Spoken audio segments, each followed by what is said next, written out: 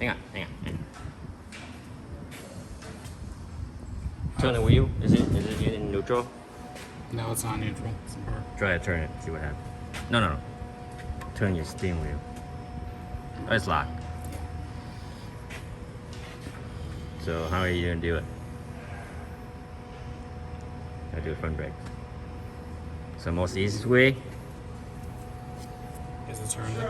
compress it, push piston back, pull this I was thinking pin if I had out. to pull those pins Make out. sure you have a vice grip down here so Okay. pull so it doesn't hit your face.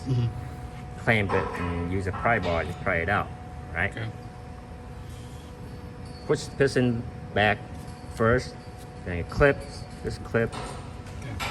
then you remove 2 caliper bolt right here. There's this hexagon. Yeah, it's a hex That's what I was drive. using. Then remove the bracket.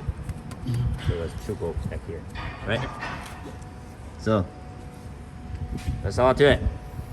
I'm watching you.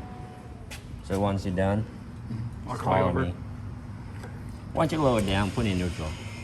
I'll turn the wheel, be easier. You gonna break your rotor over? Yeah. You want to learn how to do it? Yeah. Then you got it.